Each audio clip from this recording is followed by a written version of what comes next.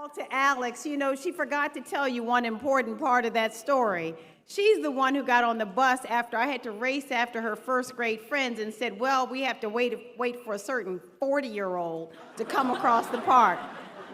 Well, I have to say, first of all, tonight, I must give credit to the absolutely unfailing God that I serve.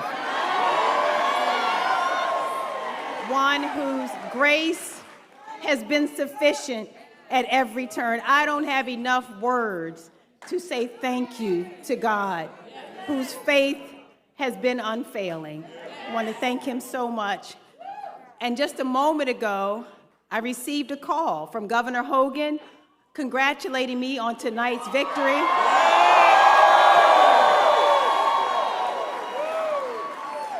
Offering his congratulations and the congratulations of Yumi. And I know that we both share a very deep love for Maryland and commitment to Maryland, so I certainly want to thank him so much for his service. Now, I start off with something that is so obvious, and it's that it couldn't be overstated, but tonight absolutely could not have been possible without you, without every single person in this room and the people of Maryland. So to the people of Maryland, thank you so very much. Thank you to Marylanders. Thank you. Now, if I named every person who shares this victory with us tonight, we'd be here for a few hours.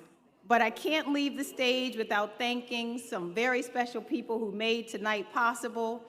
First and foremost, to the single most incredible, the baddest campaign team, let me tell you, ever to have graced the earth.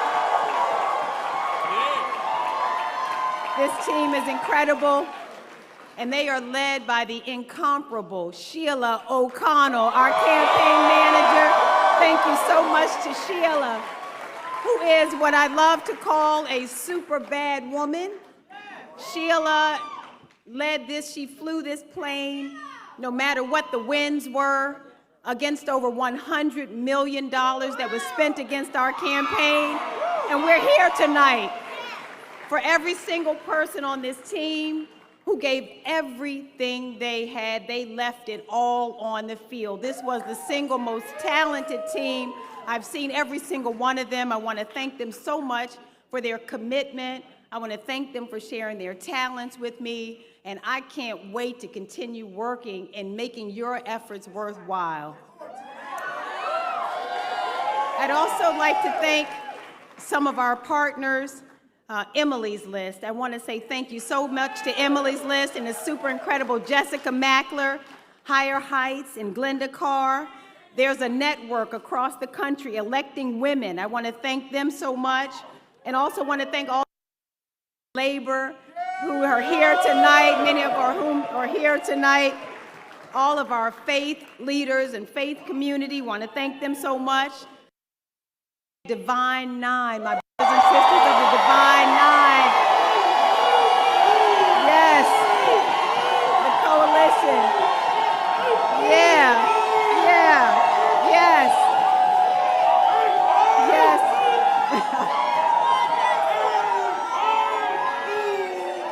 Yes. I'd also like to say thank you so much. Democratic Party, led by Ken Ullman, and also Dr. Charlene Dukes. Want to thank them so much for all their incredible support. All of my friends in elective office. Don't we have the baddest captain of team, Governor Wes Moore? Want to thank you so much. All of our friends and our federal delegation who are here tonight. You just heard from Senators Cardin and Van Hollen. Want to thank them. All of our the congressmen who are here. I see Congressman Hoyer. Want to thank him so very much. Congressman Mfume, sir, thank you so much. Congressman Sarbanes, and Congressman Raskin. Yes, Congressman Raskin. Yes, America's congressman, Congressman Ivey. Want to thank them, Rupersberger. Thank them so much for all of their support, as well as all of my other brothers and sisters in elective service who are here tonight, from the State Senate, our delegation, our council members, all the Democratic Central Committee members who worked so hard on this campaign, to all of our volunteers, all of Team Also Brooks, all single volunteer.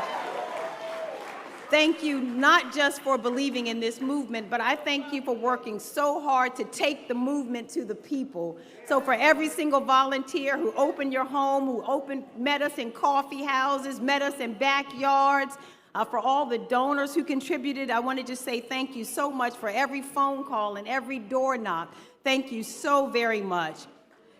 And to the people, thank you, that's Wanda Durant, you guys.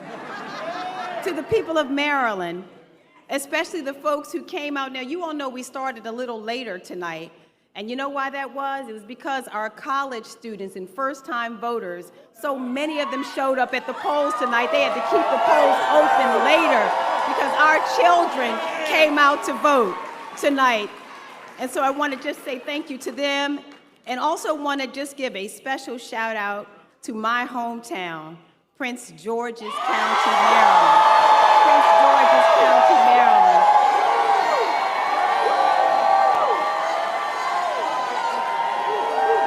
The place where I have grown up, the ones who I love so much. You know, I woke up this morning to my neighbors who lined my street and hosted a pep rally for me as I left my neighborhood. And I want you to know that this is the Prince George's County that I have known. The people who cheer each other on, where greatness grows. At times we struggle together and we work to build a better future for all of our children. And to those Marylanders whose support I have yet to earn, I may not have won your vote, but I want you to know that I hear your voice and I will be your senator too.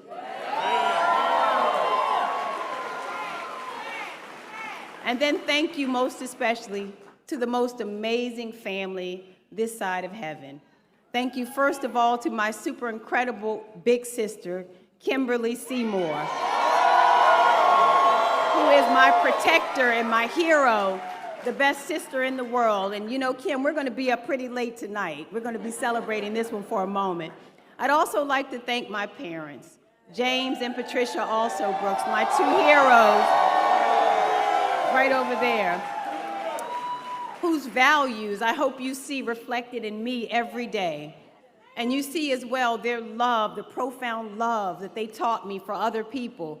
As well, you see their grit, their determination, and the work ethic that they passed on to me. So Mom and Dad, you may not have seen this coming, but I tell you, I thank you so much for making every day of it possible. Thank you so much. To my grandparents who would have loved to have been here tonight, but whose legacy I carry on, I thank them so much. There are two other people that I want to thank. Cora Masters-Berry, I know is somewhere in the room. I want to thank Cora Masters-Berry. And George Hazel, where are you, George Hazel? I want to thank the two of them as well for their love. Now, it's remarkable to think that in 2 years, America will celebrate its 250th birthday.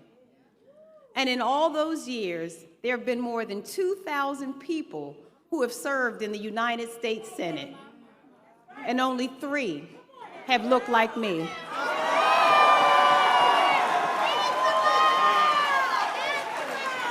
And so I want to salute all of those who came before me, who made it possible for me to stand on this stage tonight, whose sacrifices and stories I will continue to carry with me. And from the bottom of my heart, I thank each and every Marylander.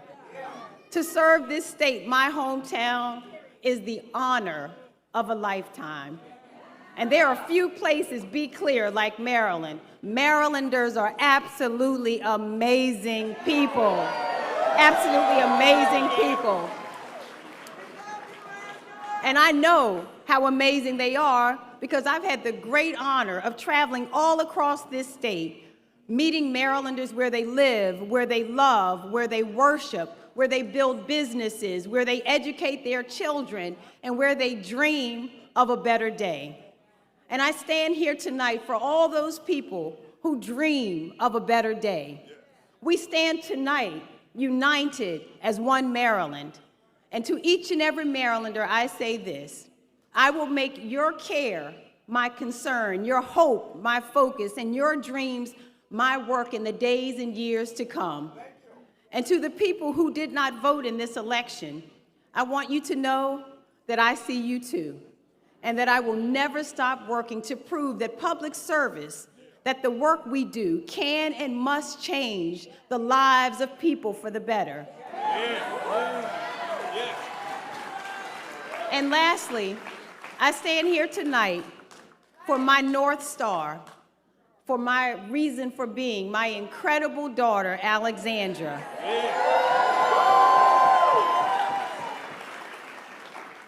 Alex should know that I first ran for public office because of her. And I ran for the Senate because of all of you, for the young people and the elders of our country, about the future that you one day will inherit, and the country that I know we all can be. I know that we can be a country that yells less and listens more, that fears less and trusts more, where we see the humanity in each other before the hateful word.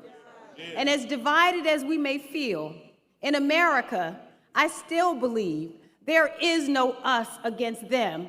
There is only us. And with the right leadership, we can get back to a place where we celebrate each other more, where we see the humanity in people before the hateful word or the hateful deed, a place where our economy is fairer and our democracy is stronger, a place where women's health is protected, where hard work is rewarded, and where government exists not to eliminate our freedoms, but to celebrate and advance them, a place where you and your generation and all the generation, our kids' generations, can enter the workforce knowing that not only will you have a chance to achieve the American dream, but that your children will also be able to achieve their dreams as well. And I've often said, and I'll say it again, the number one issue as I've traveled across the state is economic opportunity. And it is my great desire that each of our families, that all of us will not live on the margins, but it is my desire that you will live beyond your wildest dreams. That is what I will work for. And a place where you have no doubt that you can dream and be whatever you want in this country. And so to Alex, to all of our children, to all of our parents, I say to you that this is the America that I will continue to work for, to make it work for each one of you so that you can experience the American dream, that we together can reinforce the values that we share as Americans, the democracy that we believe in, that we believe in freedom and human rights, that we believe our leaders should have integrity and be decent people. This is what we will continue to fight for. And as I've said a few months ago in Chicago, it's always darkest before the dawn. And you heard me say that we have endured for a night, and now joy cometh in the morning. And I want you to know that I am still hopeful that we will learn later tonight that that joy will be led by a woman, by my friend, our next president, Kamala Harris. Tomorrow begins the hard work of making every day that comes the next a little better than the one before it. And that's a fight worth fighting. And that's a fight we are going to win. And so again, I say to each of you, I thank you from the bottom of my heart. What a wonderful honor. I can't wait to be your next senator, representing you in the Senate of the United States. And let me say one other thing before I leave. How lucky have we been to have Senator Ben Cardin representing us as senator from the great state of Maryland, a man whose integrity and brilliance not only benefited Marylanders, but benefited our whole country. And so I say to Senator Ben Cardin, we thank you so much, sir. Myrna, his wife, is here as well. I want to thank the two of them so much for their service. We love you so much, and we thank you. I'd also be remiss if I did not acknowledge one other person. I wanted two people.